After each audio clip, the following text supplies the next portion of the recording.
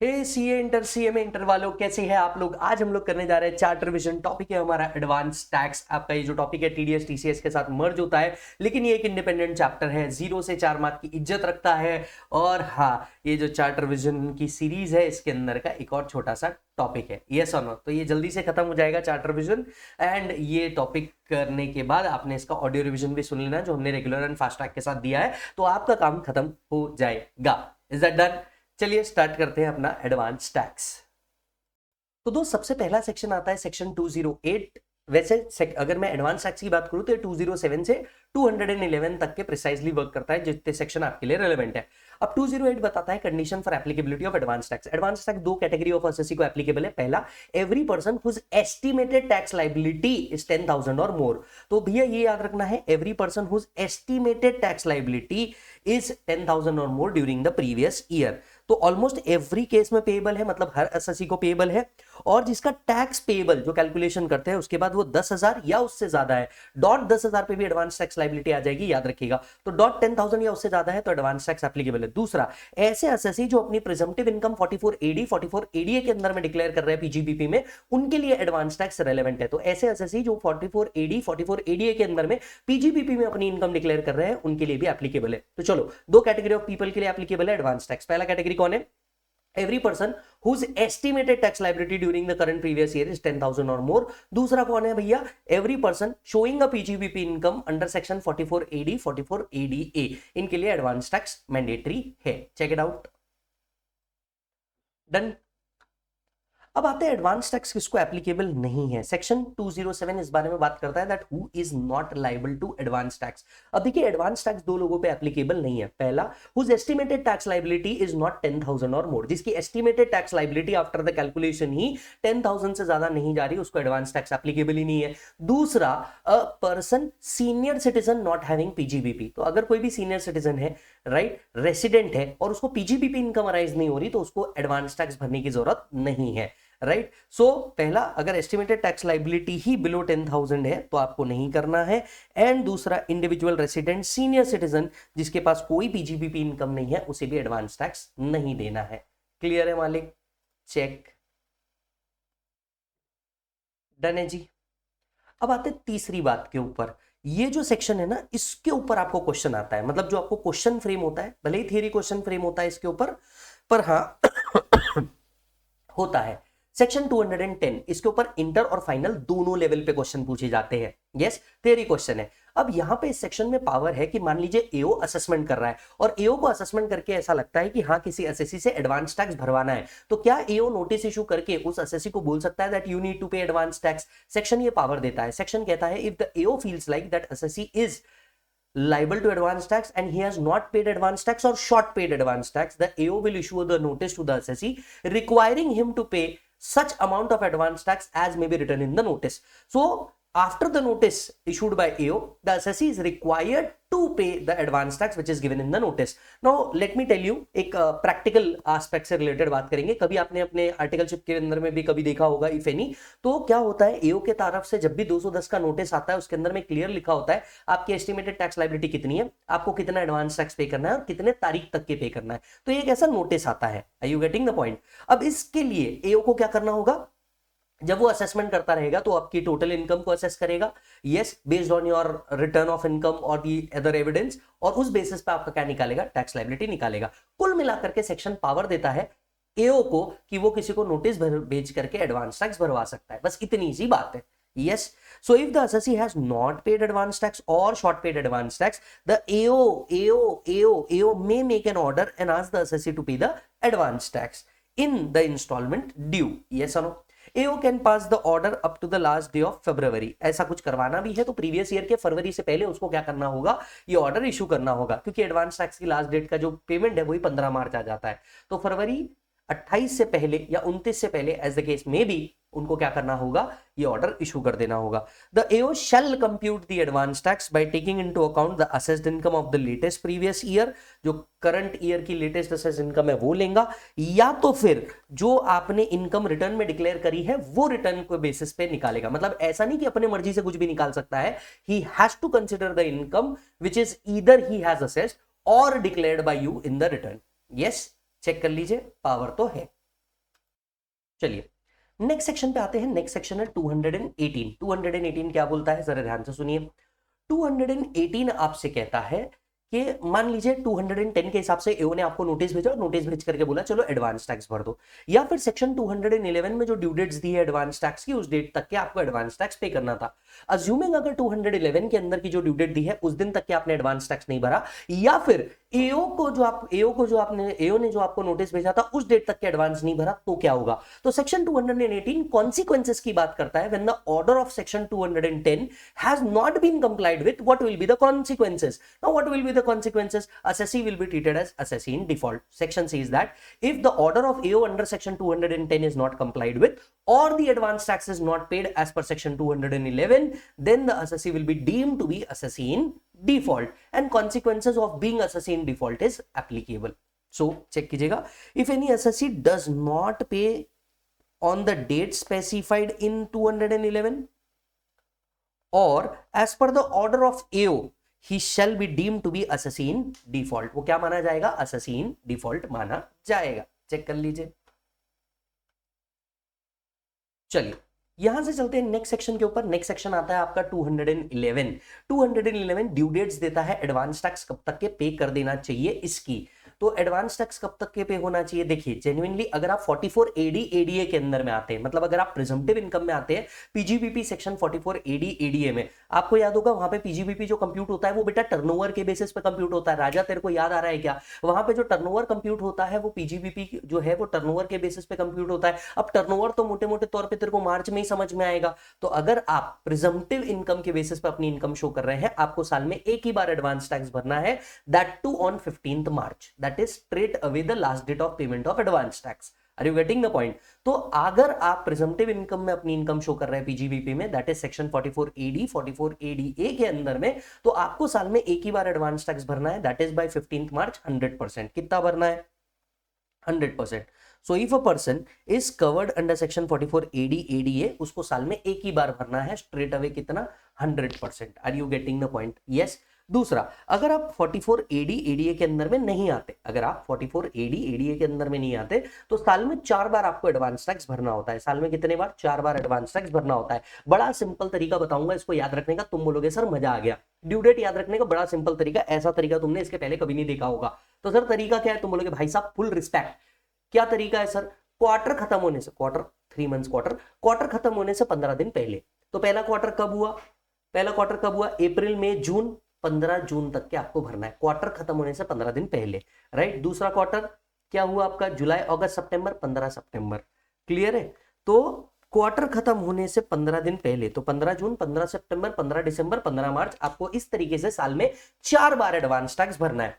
अब कुछ बच्चे जो है ना वो मेरे से पूछते हैं, मतलब बच्चों जैसी हरकतें कर देते हैं कि सर ये मैं एडवांस टैक्स भरूं, पर मैं तो इनकम टैक्स भरने आया था जीवन में, मैं एडवांस टैक्स क्यों भर रहा हूं। बेटा आप इनकम टैक्स को ही एडवांस में दे रहे हो, that is called as advance tax. तो कुछ लोग मेरे से सवाल पूछते हैं, नहीं सच्ची में तुम्हारे एक्स की कसम ये सवाल मेरे से पूछे जाते हैं कि सर एडवांस टैक्स भरूं या इनकम टैक्स भरूं या टीडीएस भरूं। अरे मेरे दोस्त, मेरे होने वाले बच्चों के चाचा, एडवांस टैक्स और जो टीडीएस होता है ना बेटा, ये तेरा टैक्स इनकम टैक्स का ही पार्ट है जो ऑलरेडी डिडक्ट हो जाता है। जो तेरी फाइनल टैक्स लायबिलिटी निकलती है ना, उसमें से तू एडवांस टैक्स का रिडक्शन ले लेता है, या जो तेरा टीडीएस कटा है उसका तू रिडक्शन ले लेता है। In short, the tax you पे in the form of advance tax or in the form of TDS TCS, you get the credit out of the overall tax liability. I hope you are understanding this. Yes. तो चलिए, आपने जो advance tax पे करना है, अगर आप 44 AD ADA के केस में नहीं आते तो आपने साल में 4 बार, क्वार्टर खत्म होने से 15 दिन पहले आपने भरना है। कितना भरना है सर, जब आपका क्वार्टर 1 रहेगा तो उसमें नॉट लेस देन 15%, अगर क्वार्टर 1 है तो not less than 15% of advance tax liability. अगर क्वार्टर 2 है, not less than 45% of the advance tax liability. तो जो भी आपका ओवरऑल टैक्स लायबिलिटी होगा उसका 45%, ठीक है। तीसरा, अगर 15 दिसंबर है तो not less than 75% of the overall estimated tax liability. यानी क्या मैं ऐसा कह सकता हूं, एवरी क्वार्टर हमें कैलकुलेशन करना पड़ेगा और हर क्वार्टर में कैलकुलेशन करने के बाद जो लायबिलिटी आ रही है उसका 75%। अब बच्चा हो सकता है कंफ्यूजन में, या उसने कभी ढंग से पढ़ा नहीं होगा, तो वो बोलेगा सर 15, 45, 75 ये तो हमने 100% से ज्यादा टैक्स पे कर दिया। यही तुम्हारी गलती है, इसलिए तुम सिंगल जीवन में मर रहे हो। ये जो 45% है ना, ये inclusive of the 15% already paid है। मतलब जब आप ये 45% कैलकुलेट करेंगे, जो 15 आपने ऑलरेडी पे किया है वो माइनस करोगे, यानी नेट में 30% ही पे करोगे। ठीक उसी तरीके से 75% में भी जो 45 आपने ऑलरेडी पे किया है वो माइनस कर दोगे। I hope you are understanding this. यही चीज आर्टिकलशिप में सिखाई जाती है, कभी ढंग से किए तुमने आर्टिकलशिप की होती तो तुम्हें ये पता होता। ठीक है, और 15 मार्च तक के आपको आपका 100% पे करना है। That's it. तो चलिए चार बातें कर लेते हैं हम लोग, चार बातें कौन सी है? पहली बात, अगर आप 44 एडीए के अंदर में आ रहे हैं तो एडवांस टैक्स आपको 15 मार्च तक के भरना है। लास्ट डेट कौन सी बनती है बोलो? लास्ट डेट बनती है 15 मार्च, 100% पे करना है। अगर आप 44 एडीए के अंदर में नहीं आ रहे तो साल में 4 बार एडवांस टैक्स देना है, 15 जून, 15 सितंबर, 15 दिसंबर, 15 मार्च। याद रखने का तरीका, क्वार्टर खत्म होने से 15 दिन पहले, राइट? कितना कितना भरना है? 15, 45, 75, 100, 15%, 45%, 75% and 100% of the estimated tax liability. अब आप में से कोई नालायक मुझसे पूछ सकता है कि सर आपने कहा कि 15 मार्च लास्ट डेट है और हम एस्टिमेट के बेसिस पे एडवांस टैक्स भर रहे हैं, तो सर ये एस्टिमेट तो बदल सकता है। मान लीजिए 17 मार्च को अगर मेरे को लॉटरी लग गई और 15 मार्च आपने लास्ट डेट दे रखी है एडवांस टैक्स की, तो लॉजिकल है मेरा एस्टिमेट तो कंफर्म गलत ही हुआ होगा, और उस केस में जो मैंने एडवांस टैक्स पे किया होगा वो तो कंफर्म ही गलत होगा। Yes or no? वो तो फिर कंफर्म ही गलत होगा। आप बिल्कुल सही सोच रहे हैं सर, उस केस में आपका एडवांस टैक्स कंफर्म ही गलत हो जाएगा। इस बात को ध्यान में रखते हुए लॉ ने एक और बात कही, कहा कि अगर 15 मार्च से 31 मार्च के बीच में भी आप कुछ पे करते हैं तो उसे एडवांस टैक्स से ट्रीट किया जाएगा और उस पर इंटरेस्ट नहीं लगाया जाएगा। So any amount paid by way of advance tax on or before 31st March will also be treated as advance tax। इसे भी क्या माना जाता है? एडवांस टैक्स ही माना जाता है। यस अब आप बोलोगे कि सर हमें एडवांस टैक्स साल में 4 बार देना है, जून, सितंबर, दिसंबर, मार्च। मान लो 15 जून के दिन छुट्टी हो गई, बैंकिंग हॉलीडे हो गया, 15 दिसंबर के दिन बैंकिंग हॉलीडे हो गया। देखिए आज इस बात का कोई फर्क नहीं पड़ता, क्योंकि जो आप पेमेंट करते हैं एडवांस टैक्स का वो ऑनलाइन होता है और वो बैंकिंग हॉलीडे पे भी हो जाता है। लेकिन अब तक इतना डिजिटल इंफ्रास्ट्रक्चर पूरे इंडिया भर में नहीं है, तो हो सकता है कोई एसएससी बहाना दे दे, कोई एसएससी बहाना दे दे, नहीं यार मेरे पास तो बैंकिंग फैसिलिटी नहीं थी, उस दिन बैंक बंद था, मैं क्या करूं? लॉ ने बोला ठीक है कोई बात नहीं, अगर उस दिन बैंक बंद है तो नेक्स्ट वर्किंग डे पे दे दे। So, if the due date for payment of any installment is a banking holiday and payment is made on the next working day, no interest shall be leviable। No interest shall be leviable। उस case में interest कोई applicable नहीं होगा, आप next working day पे पे कर दीजिए। यस आपने ऐसे पे नहीं किया, एसएससी इन डिफॉल्ट माना जाएगा, एसएससी इन डिफॉल्ट माना जाएगा। चेक कर लो। चलिए आगे बढ़ते हैं। नेक्स्ट सेक्शन आता है हमारा प्रोविजो टू सेक्शन 234। अब ये क्या है मैं आपको बताता हूं। What about advance tax in case of capital gain and casual income. अब देखो यार, कैपिटल गेन और कैजुअल इनकम ऐसी इनकम है जो आपको तो नहीं पता होता कि आपको मिलेगी। फॉर एग्जाम्पल मैं एक लॉटरी का टिकट लेके आ गया, अब जरूरी है क्या वो मेरे को लगेगी? यस आई डोंट नो, तो उस बेसिस पे मैं एडवांस टैक्स कैसे पे कर सकता हूँ, ये एक सवाल उठा। ठीक उसी तरीके से एग्जैक्टली कैपिटल गेन कितना आएगा ये मुझे नहीं पता होता, तो सवाल उठता कि क्या capital gain and casual income पे भी एडवांस टैक्स देना है? तो भैया लॉ बोलता है मेरे नजरों में सब सेम है। लॉ कहता है भैया कोई डिफरेंस नहीं है मेरे नजरों में सब सेम है। तो लॉ ने कहा कि भैया देखो advance tax is applicable on all kind of income. क्या कहा लॉ ने कहा advance tax is applicable on all kind of income. हालांकि this income can't be estimated, however this income can't be estimated, hence advance tax will be paid in the next instalment after this income arise. तो उन्होंने कहा कि देखो भैया हाँ ये हम भी मानते हैं कि ये इनकम असर्टन नहीं की जा सकती, इसीलिए जो एडवांस टैक्स है वो आपको नेक्स्ट इंस्टॉलमेंट में पे करना है जब भी ये इनकम आ गई उसके बाद। अब दूसरी चीज कि सर मेरे को एक बात बताओ, मान लो कोई ड्यू डेट बची नहीं, 17 मार्च के दिन आया तो उन्होंने बोला कोई बात नहीं, 15 मार्च से 31 मार्च के बीच में भी जो पे करोगे वो भी तो एडवांस टैक्स ही होगा। तो लॉ ने कहा, लॉ ने तीन सिंपल बात करी। लॉ ने पहली बात करी advance tax is applicable on all kind of income. Law ने दूसरी बात करी however capital gain and casual income can not be estimated, hence you pay in the next due date after the income arise.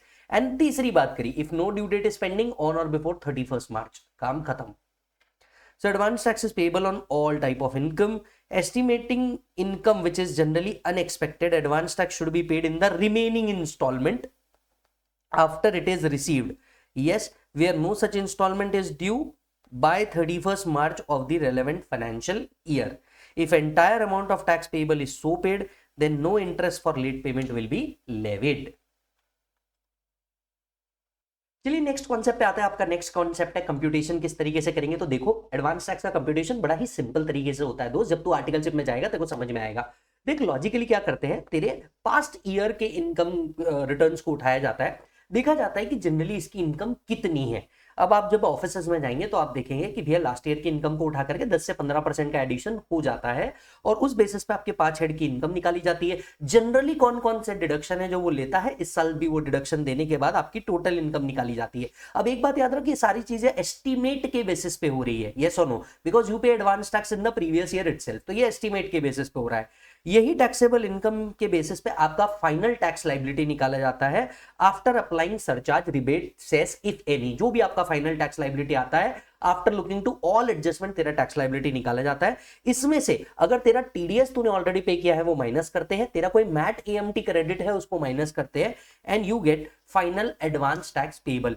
इसी का तेरे को accordingly क्या करना पड़ता है, 15, 45, 75, 100, that is 15, 45, 75 and 100, and in case of 44 AD ADA तेरे को स्ट्रेट अवे 15 मार्च के दिन अकॉर्डिंगली तेरा टैक्स पेबल निकाल करके इस पे एडवांस टैक्स पे करना होता है।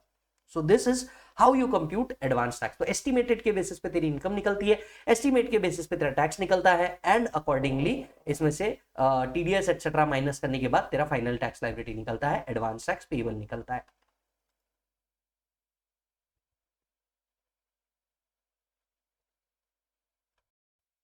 चलिए नेक्स्ट सेक्शन पे आते हैं। नेक्स्ट सेक्शन बनता है आपका 234B। अब ये 234B कब एप्लीकेबल है, अगर आपने एडवांस टैक्स पे नहीं किया या जो एडवांस टैक्स पे किया it is less than 90% of assessed tax. तो पहला, अगर आपने एडवांस टैक्स ही पे नहीं किया, if advance tax is not paid, बराबर है। दूसरा, advance tax is paid but less than 90% of assessed tax. अब ये असेस टैक्स क्या होता है, tax computed by income tax department. तो लेट्स से आपने पे किया है एडवांस टैक्स 88,000, जबकि इनकम टैक्स ने आपका टैक्स असेस किया है 1 लाख, तो आपने जो पे किया है वो less than 90% of the assess tax है, तो आपको 234B का इंटरेस्ट लगेगा। तो एडवांस टैक्स कब एप्लीकेबल है, दो केस में एडवांस टैक्स एप्लीकेबल है। पहला, if advance tax he pay नहीं किया। दूसरा, आपने जो एडवांस टैक्स पे किया वो less than 90% of assessed tax है, तो आपको एडवांस टैक्स के लिए या non compliance of advance tax के लिए इंटरेस्ट देना होगा। अब ये इंटरेस्ट कितना है, इंटरेस्ट जो है वो है 1% per month or part there of. कब से कब तक, first day of assessment year, that is 1 अप्रैल से लेकर के जब तक के आप क्या नहीं कर देते, एक्चुअल पेमेंट नहीं कर देते, तब तक के ये लगेगा। So whatever is the amount not paid or short paid into 1% for every month or part of the month. मान लीजिए 1 महीना 2 दिन हुआ, आप पूरे 2 महीने का इंटरेस्ट लगाएंगे, because part of the month is also considered as whole month. कब से इंटरेस्ट काउंट करना है, from 1 April till the date of actual payment. तो जब तक कि आपका एक्चुअल पेमेंट नहीं हो जाता तब तक के आपका क्या लगाया जाता है, इंटरेस्ट लगाया जाता है। तो चलो कम ऑन, वापस से एक बार, या तो आपने एडवांस टैक्स से पे नहीं किया, या जो एडवांस टैक्स पे किया it is less than 90% of assessed tax. Assessed tax का मतलब क्या है, What do you mean by assessed tax? Tax computed by income tax department. So अगर असेसमेंट नहीं हुई है तो 143(1) के हिसाब से जो आपका समरी असेसमेंट होता है वो आपके लिए असेस टैक्स माना जाएगा। अगर आपका रेगुलर असेसमेंट हो गया है तो जो भी आपका डिपार्टमेंट ने रेगुलर असेस करके इनकम निकाला है वो आपके लिए कंसिडर किया जाएगा। इसमें से जो आपके रिलीफ है, टीडीएस टीसीएस क्रेडिट है या मैट क्रेडिट है, वो माइनस कर दिए जाएंगे। ये आपका amount of advance tax not paid or short paid बन जाएगा। तो ये जो भी advance of amount not paid or short paid into 1% for every month or part of the month, कहां से कहां तक, 1 April of the assessment year से लेके till the date of actual payment of tax. Yes or no, right. अच्छा, अब एक और बात यहां पे ध्यान में रखिएगा, मान लीजिए आगे चल के एओ अगर आपकी टैक्स लायबिलिटी को चेंज कर देता है या आपके ऑर्डर को रेक्टिफाई किया जाता है, तो ऐसे केस में आपका जो इंटरेस्ट है वो भी अकॉर्डिंगली क्या होगा, चेंज होगा। So where as a result of rectification order or order of any appeal, revision, the amount of tax on which interest was payable has been modified, the interest shall be altered accordingly। तो जो tax के basis पे आपका interest calculate हो रहा है, अगर वो टैक्स ही आगे जाके अपील में चेंज हो गया या रेक्टिफिकेशन में चेंज हो गया तो आपके इंटरेस्ट को भी अकॉर्डिंगली क्या किया जाएगा, चेंज किया जाएगा, राइट। अकॉर्डिंगली अगर इंटरेस्ट इंक्रीज होता है तो एओ आपको एक नोटिस सर्व करेगा। So if interest in increase AO shall serve a notice, और यही चेंज का नोटिस एओ आपको सर्व भी करेगा कि भैया आपका इंटरेस्ट बढ़ा दिया गया है। Yes or no. अगर इंटरेस्ट रिड्यूस किया गया है तो जितना आपने एक्सेस इंटरेस्ट पे किया होगा वो आपको क्या कर दिया जाएगा, रिफंड दे दिया जाएगा। Are you getting the point? So 234B क्या कहता है? 234B कहता है if advance tax is not paid or advance tax paid but less than 90% of assessed tax, तो इंटरेस्ट देना पड़ेगा 1% for every month or part of the month. कहां से कहां तक? First day of assessment year, that is अप्रैल से लेके जब तक आप एक्चुअल पेमेंट नहीं कर देते तब तक का इंटरेस्ट आपको एप्लीकेबल हो जाएगा। यस, चेक करो।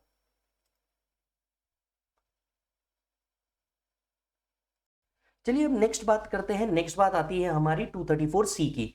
अब ये 234C क्या है सर? 234C लगता है जब आपने एडवांस टैक्स ही पे नहीं किया या आपने एडवांस टैक्स का जो डिफरमेंट है ये प्रॉपर नहीं किया। यस, अब आप पूछेंगे चलो एडवांस टैक्स नहीं पे किया ये तो समझ में आया, एडवांस टैक्स का डिफरमेंट प्रॉपर नहीं किया, इसका क्या मीनिंग होता है?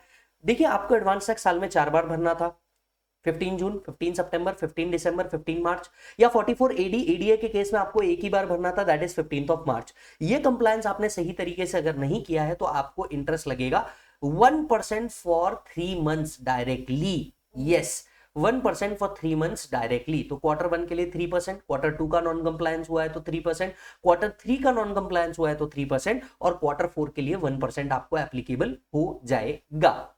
यस, अच्छा याद रखने वाली बात यह है जब 234B का इंटरेस्ट निकलता है वो असेस टैक्स पे होता है, जबकि 234C का जो इंटरेस्ट निकलता है वो रिटर्न की इनकम के बेसिस पे होता है। मतलब आपने जो आरओआई भरा उसके बेसिस पे जो टैक्स आया उस पे आपका इंटरेस्ट कैलकुलेट किया जाता है, जबकि 234B जो है एओ ने जो कंप्यूट किया टैक्स उसके बेसिस पे निकलता है। I hope you are understanding this. हालांकि इंटरेस्ट यहाँ पे भी 1% फॉर एवरी मंथ है, लेकिन 1% का इंटरेस्ट डायरेक्टली 3 मंथ्स के लिए लगता है, इसलिए मैं कह सकता हूं कि सीधा 3% का इंटरेस्ट लगता है, 1% every month for directly 3 months. Yes or know for non compliance. तो चलिए अगर आपने एडवांस टैक्स ही पे नहीं किया या एडवांस टैक्स का डिफरमेंट प्रॉपरली नहीं किया तो 234C लग जाएगा आपके ऊपर। हालांकि एक इशू समझिए, एडवांस टैक्स एक ऐसा टैक्स है जो एस्टीमेट के बेसिस पे हो रहा है और ये एस्टीमेट चेंज हो सकते हैं, ये एस्टीमेट सही या गलत दोनों हो सकते हैं। तो इनकम टैक्स को कुछ तो कंसिडर करना ही था। इनकम टैक्स ने कहा देखिए 234C हम लगाएंगे ही नहीं अगर क्वार्टर 1 में instead of 15%, even if you pay till 12%, we will consider and no interest will be applicable। क्योंकि देखिए ये पूरा टैक्स जो है ये एस्टीमेट के बेसिस पे किया जा रहा है और एस्टीमेट गलत हो सकता है, और ऐसे केस में एसएससी के ऊपर इंटरेस्ट लगा देना because of the wrong estimate ये उसके लिए जेन्युइन हार्डशिप हो जाती थी। इसीलिए उनको क्या दिया, एक बफर दिया। उन्होंने बोला 15% पे नहीं कर रहे हो, we will adjust till 12%, we will adjust till 12%, 12% से नीचे गया we will charge 234C। Same in quarter 2 आपको कितना पे करना था, 45%, डिपार्टमेंट ने कहा हम 36% तक एडजस्ट करेंगे। मान लीजिए आपने एडवांस टैक्स 40% ही पे किया होगा, there will be no 234C, department adjust कर लेगा 36% तक के। जब आप 234C तभी लगेगा जब आपने जो पेमेंट किया होगा वो 36% से नीचे होगा तो, और ऐसा से पहले 2 क्वार्टर के लिए किया गया है, क्योंकि 6 महीने में तो ऑलमोस्ट आपको एस्टिमेट समझ आ ही जाना चाहिए। यस और नो, तब तक के तो आपको एस्टिमेट समझ आ ही जाना चाहिए। सो 234C कब लगता है? 234C tax as per ROI पे लगता है, माइनस व्हाटएवर जो आपने टैक्स निकाला, टैक्स में से क्या माइनस करोगे, relief, AMT, MAT credit, TDS, TCS minus कर दो, जो भी आपका फाइनल टैक्स लायबिलिटी आया वो, into 1% for every month or part of the month. Quarter 1, 2 और 3 के लिए डायरेक्टली 3 मंथ्स का लगेगा, एंड लास्ट क्वार्टर की जो होगा उसके लिए 1 मंथ का इंटरेस्ट एप्लीकेबल होगा। हालांकि 234C में no interest shall be levied if advance tax paid is up to 12% और 36% in quarter 1 and 2। Getting the point? Yes. मान लीजिए 44 एडीए के केस में भी मान लीजिए आपको 15 मार्च तक के सारा पेमेंट कर देना था। मान लो आपने 15 मार्च तक के सारा पेमेंट नहीं किया तो भी आपको 1 मंथ का इंटरेस्ट तो लगना ही लगना है।